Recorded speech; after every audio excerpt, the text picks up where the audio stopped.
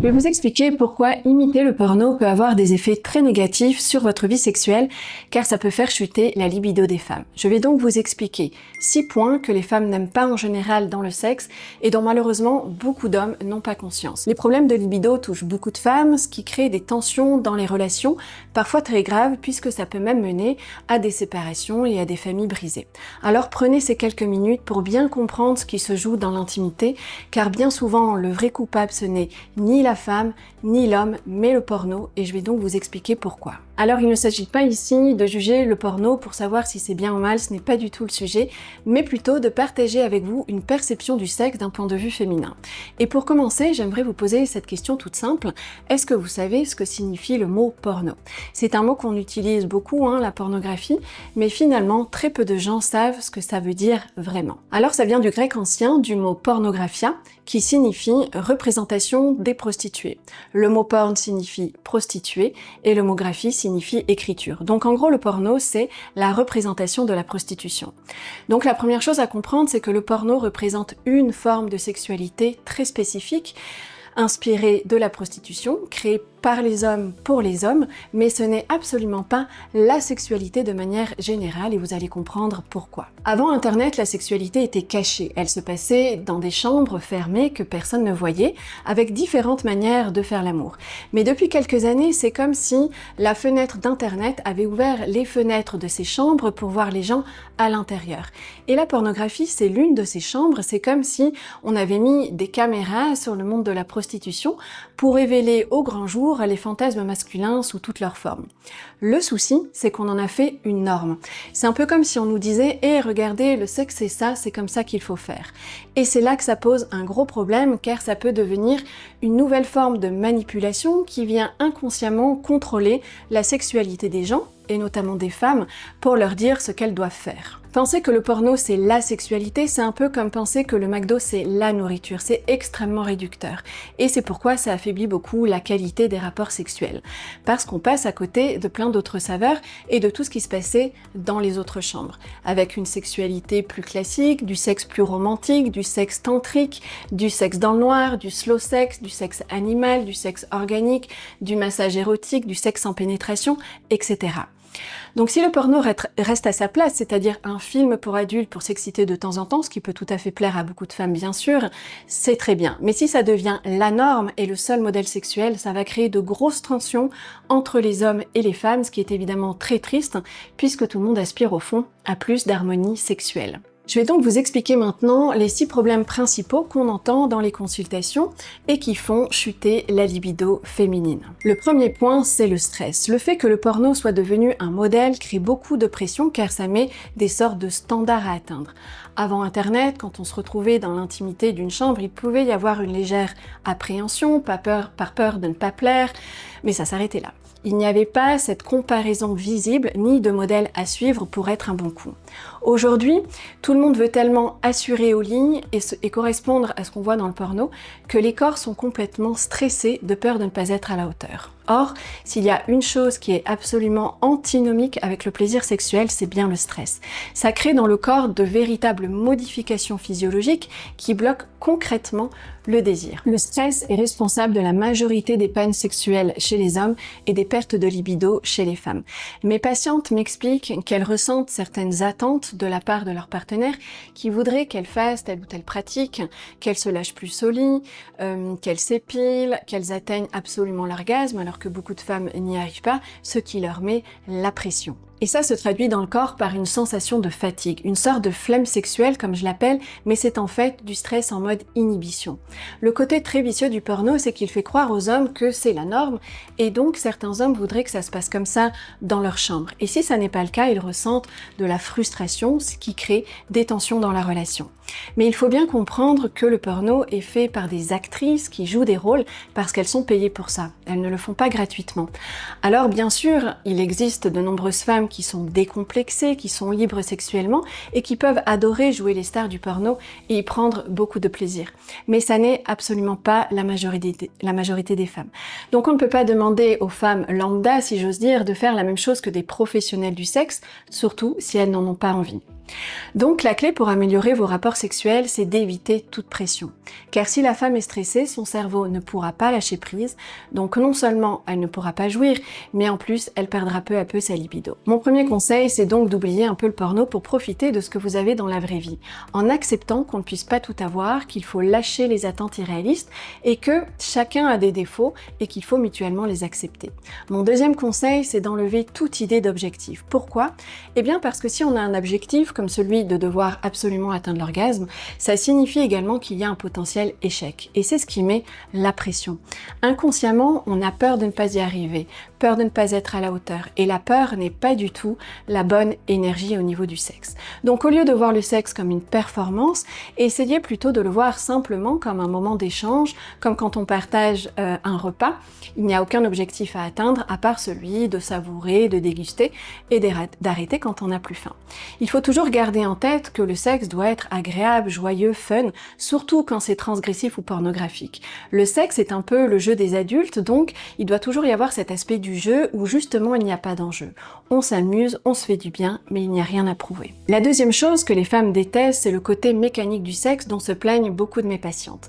Cette problématique vient essentiellement du fait que l'homme, dans sa perception, voit souvent le sexe comme une performance. Et c'est un peu normal, notamment chez les jeunes garçons, parce que faire l'amour à une femme n'est pas forcément facile, donc on va chercher des techniques.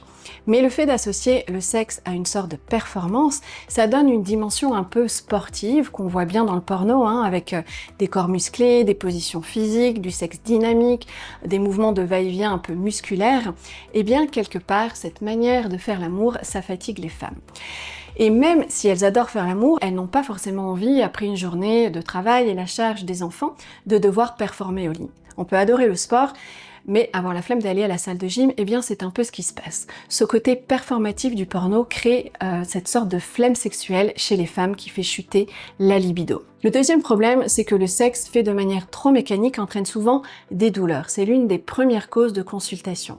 Parce que dans la vraie vie, le vagin, les tétons sont des parties du corps fragiles, qui sont influencées par le cycle menstruel chez la femme, puisque destinées à la procréation. Donc chez la femme, les sensations changent, ce qui peut faire du bien à un moment donné, peut être très désagréable quelques jours plus tard. C'est pourquoi les mouvements de va-et-vient parfois assez brutaux, comme on le voit dans le porno, peuvent facilement toucher la paroi utérine et donc faire mal aux femmes. Dans le vocabulaire du porno, on utilise souvent le mot coup, tirer son coup, être un bon coup. Mais justement, le sexe ne doit jamais être un coup. Ce qui donne du plaisir à la femme, ce n'est ni le fait de taper, ni de faire des allers-retours machinalement dans le vagin, mais plutôt d'appuyer, comme si on massait, si on malaxait, si on frottait certaines parties du sexe et du corps. Donc mon conseil, c'est vraiment d'expérimenter, d'improviser, d'être à l'écoute, d'essayer différentes manières de faire, plutôt que d'appliquer des modes d'emploi tout faits. C'est ce qui rend le sexe très mécanique.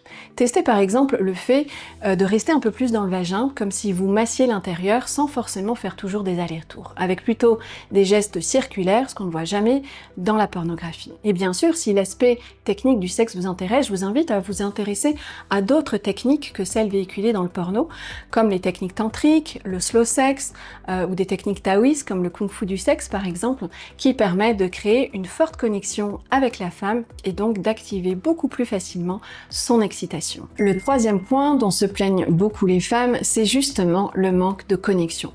Car retenez bien ceci, pour la majorité des femmes, c'est la connexion qui crée l'excitation.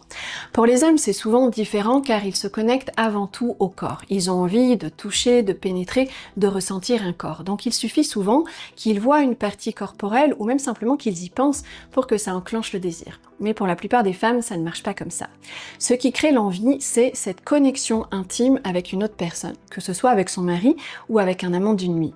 Mais si le couple n'a pas pris le temps de se connecter, ou si la connexion est négative, parce qu'il y a des tensions, que l'énergie est froide, distante ou ennuyante, eh bien le désir ne s'active pas. Et c'est ce problème que me décrivent très souvent mes patientes. Le cas typique, c'est les partenaires qui rentrent du travail stressés, ils sont fatigués, ils ne se parlent pas et ils s'affalent devant Netflix. Et puis d'un coup, l'homme pense au sexe et hop, en l'espace d'une minute, il a envie de sa femme. Et il ne comprend pas pourquoi ce n'est pas réciproque. Eh bien tout simplement parce que les corps ne fonctionnent pas de la même manière. La femme, à ce moment-là, est connectée au film, ni à son mari, ni à elle-même, ni au sexe, et elle n'a pas un bouton on qui lui permet de se connecter en 1 minute au désir sexuel. Alors, comment on fait pour se connecter ? Eh bien, en fait, tout se joue avant le sexe. À l'inverse du porno, où le sexe commence au moment du sexe, quand on est déjà tout nu ou 2-3 minutes avant, il faut comme rembobiner plus loin le scénario et vous demander qu'est-ce qui se passe dans votre couple les 3-4 heures qui précèdent le sexe. Est-ce que l'énergie est sympa, cool, amoureuse, fun, ou est-ce qu'elle est froide, distante, tendue, avec zéro connexion? Puis demandez-vous qu'est-ce qui vous connecte. Ça peut être une soirée sympa, avec de la musique, du rire, etc. Ça peut être de se séduire en s'envoyant des messages dans la journée par exemple. Ça peut être de créer des moments dédiés, ce qui marche très bien notamment pour les parents, où on se donne des petits rendez-vous pour faire l'amour. Ça peut être de regarder un film porno, ça connecte certains couples. Ça peut être un temps d'écoute pour partager sa journée, ses difficultés et créer une connexion émotionnelle. Ça peut être une sortie, bien sûr, pour se faire beau et partager un moment de qualité, etc. À vous de trouver ce qui vous connecte. Mais ce qu'il faut comprendre, c'est que beaucoup de femmes ont besoin qu'on s'intéresse à elles en tant que personne et non pas uniquement en tant que corps. Lorsqu'elles sentent que le seul intérêt du partenaire, c'est en fait leurs fesses, eh bien ça crée une sensation de rejet parce qu'elles ont l'impression d'être un objet sexuel et ça fait chuter leur désir. Le 4e point que les femmes n'aiment pas, c'est de faire toujours la même chose. Avant Internet, quand on se retrouvait dans l'intimité d'une chambre, il y avait cette part d'inconnu, de mystère. On devait un peu tâtonner, se découvrir, s'écouter mutuellement pour savoir quoi faire. Et c'est justement ce qui crée cette fameuse connexion intime.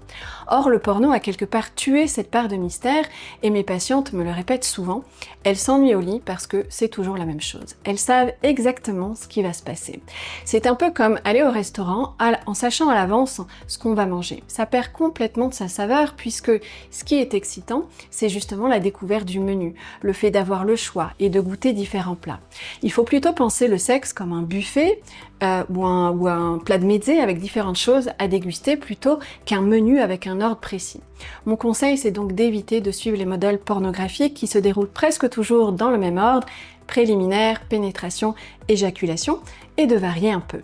Par exemple, en modifiant l'ordre, en mettant des cunnilingus, des baisers ou des stimulations des seins tout au long du rapport sexuel et pas uniquement dans les préliminaires. On peut faire la même position, mais la pratiquer de manière différente, parfois de manière douce, parfois plus sauvage. On peut changer le rythme, car le rythme du porno très actif et en crescendo n'est absolument pas nécessaire pour les femmes qui peuvent ressentir beaucoup de plaisir dans des rythmes plus lents. On peut aussi faire simplement 1 ou 2 pratiques et ne pas passer par les 10 positions du Kama Sutra à chaque fois. Le but étant simplement d'apporter de la nuance, puisque manger tout le temps la même chose, ça finit par lasser, voire par dégoûter, même si c'était très bon au départ. Alors avant de vous expliquer le 5e point, qui est le plus important selon moi, je voudrais juste vous dire que si vous êtes parent, vous avez un grand rôle à jouer dans la protection de vos enfants. Le porno est censé être réservé aux plus de 18 ans et pour des raisons bien évidemment économiques, on ne protège pas les mineurs. L'âge moyen où les jeunes regardent du porno est aujourd'hui situé entre 11 et 12 ans, ce qui est beaucoup trop tôt. Ce sont encore des enfants et leur cerveau n'est pas prêt à recevoir de telles images. Du coup, on a de plus en plus de très jeunes patients qui décrivent des scénarios qui font franchement froid dans le dos. Alors, protégez vos garçons, parce qu'un jeune en plein boost hormonal n'est pas encore capable de gérer certaines pulsions, et le porno peut les pousser à avoir des comportements abusifs qu'ils ne pourront pas maîtriser, et qui se terminent de plus en plus devant la justice, malheureusement. Et évidemment, protégez vos filles en leur expliquant que les films X sont des films, et qu'elles ne sont absolument pas obligées de faire quoi que ce soit. Car certains actes, comme la sodomie, la fellation ou l'éjaculation faciale, s'ils ne sont pas pleinement désirés et consentis, peuvent devenir extrêmement violents. Alors le dernier point, c'est la sensualité, qui est souvent fondamentale pour les femmes et qui est totalement absente dans le porno. Alors qu'est-ce que c'est que la sensualité? Eh bien, comme son nom l'indique, c'est ce qui est lié aux 5 sens, car c'est les sens qui créent les sensations. Si les sensations sont agréables, le sexe sera agréable, et si les sensations sont désagréables, il n'y aura aucun plaisir. Comme on l'a vu, les actrices porno sont payées pour jouer des rôles et elles simulent des extases incroyables, mais dans la vraie vie, ça ne marche pas comme ça. Les hommes sont plus rarement confrontés à des sensations désagréables parce qu'en général, la pénétration, la fellation, la sodomie entraînent des sensations agréables. Mais malheureusement, ce n'est pas toujours le cas pour les femmes. Par exemple, une levrette faite de manière trop mécanique ou à un moment du cycle où le vagin est plus sensible peut toucher la paroi utérine, ce qui peut faire extrêmement mal. La fellation, qui touche facilement la luette, une partie au fond de la gorge, active le réflexe nauséeux, ce qui peut donner envie de vomir, ce qui n'est pas très agréable. Le cerveau va alors enregistrer ces sensations désagréables parce que le corps enregistre tout, et si ça se répète, il va bloquer le désir, ce qui va provoquer une chute de libido. Mon conseil, c'est donc de miser sur la sensualité qui aura beaucoup plus de succès auprès des femmes que simplement l'aspect pornographique du sexe. Alors, comment on fait concrètement?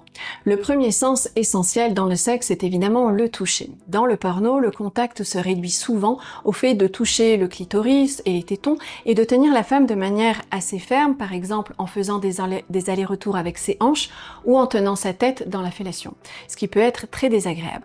Donc, il faut faire attention à la manière dont on touche le corps de l'autre. Le toucher sensuel, c'est le fait de conscientiser ses gestes et de s'intéresser à tout le corps et pas uniquement aux parties génitales, en touchant toutes les zones érogènes. Donc bien sûr les seins, le clitoris et le vagin, mais aussi le cou, les oreilles, le dos, l'intérieur des cuisses, les cheveux, les mains, etc.